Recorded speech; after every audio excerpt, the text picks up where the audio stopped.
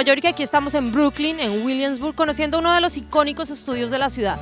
Este es el Reportaje de Converse, donde Diplo, Frank Ocean y dos grandes de Clash hicieron una canción llamada Hero.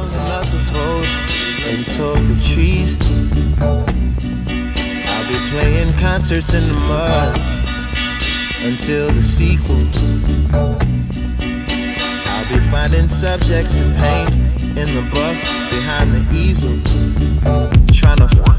I'm a bad boy. I'm a punk. That we adhere to, but these guys had a background in reggae music too. I do a lot of stuff in reggae as well, and I think that we just had a lot of time communicating and talking, and then I think we made 4 or 5 ideas, and we, over those 3-4 days, we just kind of built those and created something that we loved. But in the studio, we just had a good time. We watched, like, we listened to a lot of music that we were influenced by. We played stuff. We talked. Sharing ideas, really. Yeah. Drink some rum. We had a round of smoothies. Yeah, we had smoothies.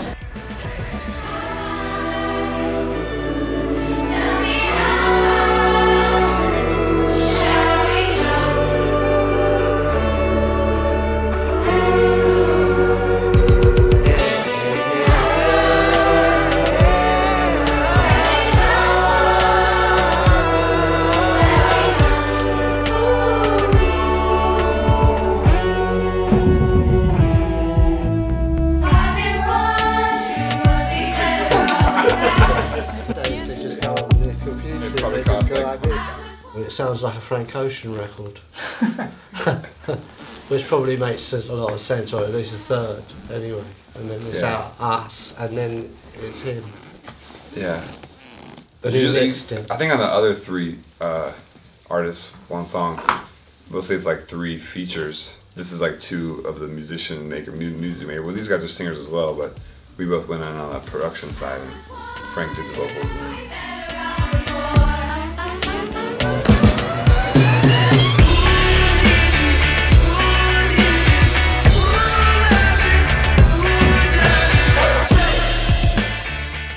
And we love music and the sounds that come from music, and so there's not any tricky moments. It was just it was everybody contributing something that you heard from one person. You go, well, that sounds really interesting, and then it makes you come up with another idea that was maybe different from the one you first had. So it's bits of things here, and there's like we might turn a sound backwards and sample a bit and remake something, and these guys like were able to understand that the way I work. Like the language of it. Yeah. They understood like the kind of anarchist way to make music because they were doing it in their own ways before that. But I think they were one of the first groups to really reshape music themselves. The way they make it, they weren't just a straightforward rock band. They were like covering reggae records and sampling songs and using effects.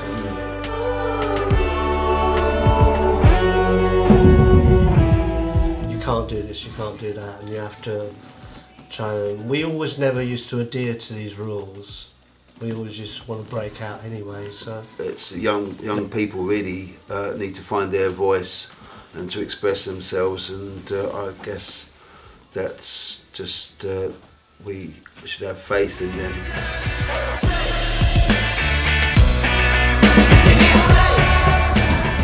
Well, Colombia reminds me of just like America too, like in the South. You have just like everybody smashed together, so you have so much exciting music coming out of there. I mean, we had a big hit with Major Lazer in Colombia with this Bumaye song that has like a big salsa sample, and then just did another one with a guy named Mosca, who's from, I think he's from Cali or somewhere. But I just think the producers there, the music's there is so crazy. And I think that if you didn't have such a crazy 20 years and like through like the 80s and 90s in the political side, I think that music culture would have influenced so many more people. But right now it's coming out really loud. I think a lot of Colombian bands and a lot of Colombian producers are becoming really popular. And I love the Freaky Colectivo guys. They're really cool. They're really champions for Major Lazer, and we do big shows with them. And I guess kept getting videos from Carnival from Venezuela and Colombia with a lot of our music in it. So it's very cool to see all those guys being into our stuff. We're on shock.co from Colombia. Mick Jones. Simonon. West Diplo.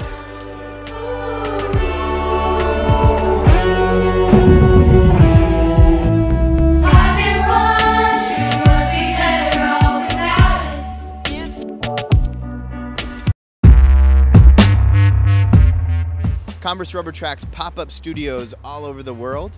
We bring the Rubber Tracks experience that we've built in Brooklyn and bring to various cities all over the globe. So we've done them in Amsterdam, Hamburg, Sao Paulo, Rio, Mexico City, all over the US in San Francisco, Austin, Boston, and recently in Beijing as well. So the idea is to take over an existing studio and provide that free recording experience that we do here in Brooklyn to local bands and musicians.